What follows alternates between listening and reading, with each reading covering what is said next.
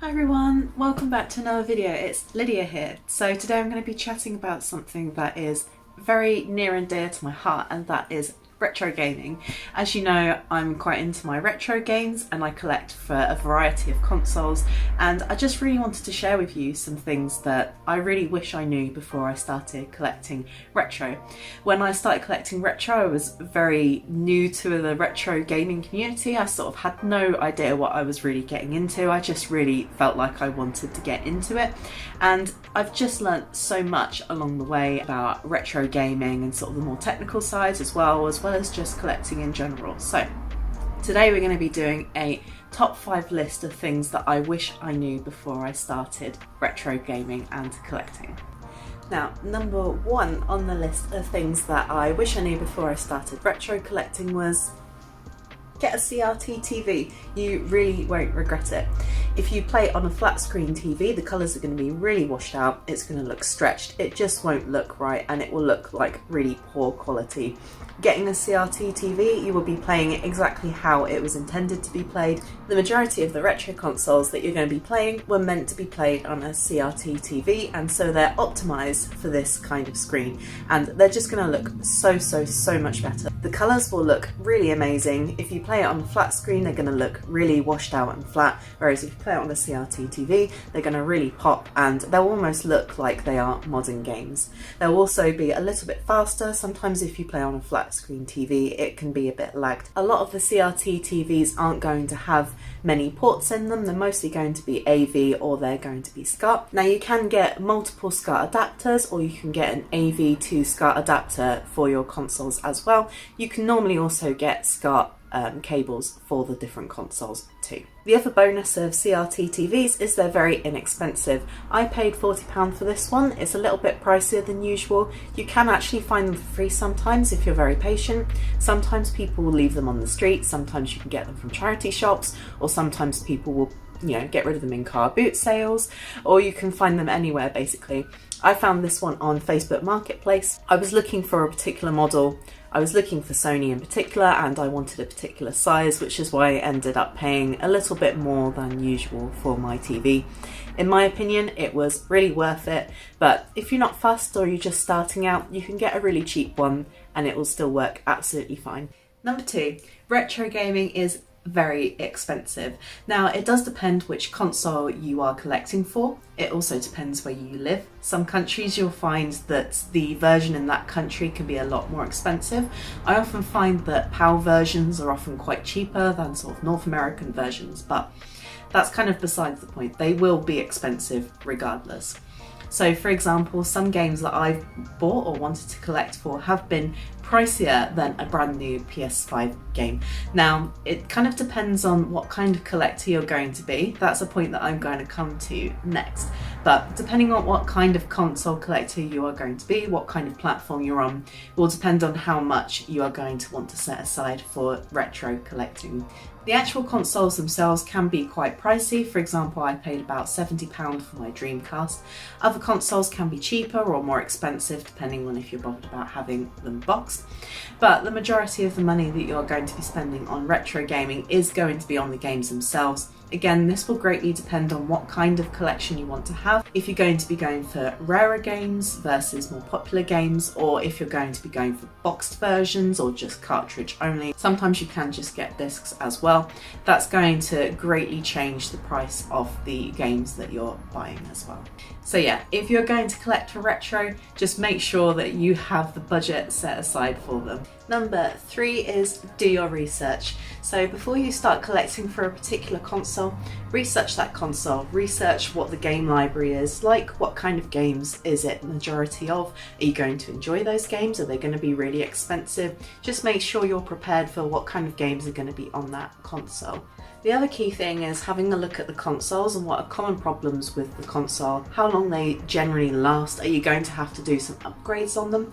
For example, if you're going to buy a Game Boy Boy Color? Do you want to get a backlit screen, or do you want to get a custom one, or do you want to buy the backlit screen and customize it yourself? And yeah, just generally doing a bit of research on the console, some common problems that it has. Is it going to be expensive to replace, repair, or can you repair it yourself? And yeah, just generally looking at what that library is. For example, if you're looking at Nintendo games, you're going to be looking at boxed games that are in cardboard boxes, so it's going to be harder for you to get the boxed games rather than the cartridges. There also are a lot of bootleg games for certain consoles. Some of them are more easy to copy than other ones and to make fakes. So just making sure you know what the typical telltale signs are of fake games and making sure you're not getting them if you don't want to.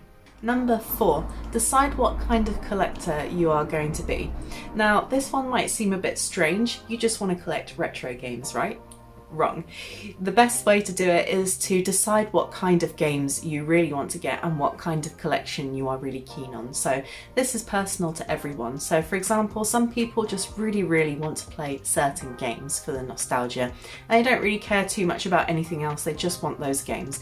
If so, an emulator might be the best option for you, so you don't have to buy lots of different consoles, you don't have to get a particular setup. Sometimes you can get HDMI ones so you can plug them straight into a flat screen TV. You can also get other little consoles like the mini SNES, the mini NES, the mini PlayStation, so you can have a library of preloaded games on the tiny little console that is also HDMI and you can plug straight into your flat screen TV. The problem with that is that you're limited to just those games, but if you want to get lots of different games, emulators can be good, various different consoles all in one place, especially handy if you're limited on space. If that's not what you're after and you're really keen on having all the different consoles, which is kind of what I'm like, I really enjoy having the consoles there and having all the original controllers and all the original bits, and for me that's how I like to play them because I feel like I'm playing them in their original form. Now that might mean that you need to upgrade your setup so that you have more space, and you have to make sure that you get lots of adapters to make sure that you've got the space and the ability to just plug in and play, rather than trying to store your consoles and having to get them out of the cupboard and plug them all in again.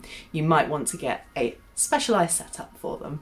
Also, you may want to decide on what kind of games you want to play. Are you wanting to just get the classics? Are they going to be expensive? Are they going to be difficult to find? Do you want a nice display, or do you not really care about that? Are they going to be hidden away in a drawer? If so, you might just want to get cartridges, or if you want to have the display and actually build a lovely looking collection, you might want to get boxed ones.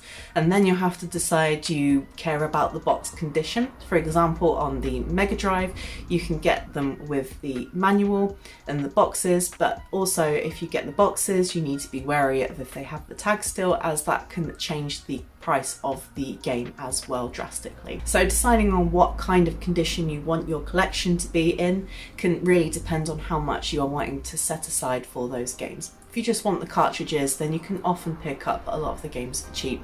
A lot of the old Nintendo cartridge games, for example, though, can be very pricey if you're wanting to get them boxed, as they're cardboard boxes, so they damage more easily, and a lot of people used to just throw them away, unfortunately, so they'll be a lot more pricier. You may also want to decide on what kind of games you're going to go for.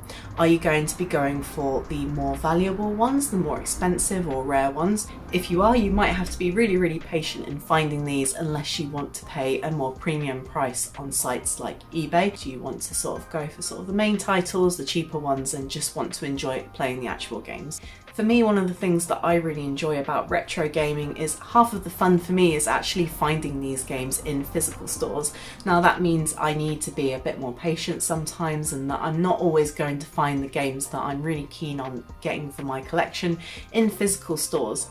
Or sometimes it can take months and months before I actually see them. So it's sort of weighing up how much I want to play those games and how much I really want them in my collection versus the price and the value to me of finding them physically and sort of the joy I get from that. Just deciding what kind of collector you want to be can be key in making sure that you don't buy games you don't really like and you're not sort of bundled with a collection that's sort of a bit mismatched if you really care about that. And yeah, just deciding beforehand what consoles you're going to get. Are you just going to get focus on one console? Some people like to get every single game that one console ever did. Other people just like getting different consoles so they can sort of go back and forth between all of them and sort of have a little bit of a play on each of them, but don't really care about the actual games themselves as much. It's more about the experience of playing different consoles and just getting games that you really fancy playing. So yeah, just deciding what kind of collector you can be can save you a lot of time and money too. Now, number 5 and last on my list is finding a retro gaming community that you really enjoy. Now, I believe this is really key for my journey in retro gaming as well. Having people who are a bit more experienced than I am and who maybe know a few things that I don't has been really key in finding out new information about different games and how to better do my retro gaming collection and setup, and how to just generally play retro games better too. Also, the other thing is maybe telling your friends and family that you're collecting for a particular console or just generally doing retro gaming. They might have something in their loft that they've been wanting to get rid of for ages and might have otherwise thrown out, but if they know that you're collecting for it, they might ask you first if you are up for having it. So that's a good tip as well for saving a bit of money and saving a bit of time and maybe discovering some new consoles and games that you wouldn't have before. So that can be really useful too. But if you want to find a retro gaming community, for me personally, I used Instagram. That was how I sort of started my gaming journey and how sort of I found a lot of the retro gaming communities as well. It's also how I discovered that there are publishers who do actually make modern games or indie games for different retro consoles as well, such as the Dreamcast. There's a company or publisher called Wave Game Studios. They do a lot of indie games for the Dreamcast.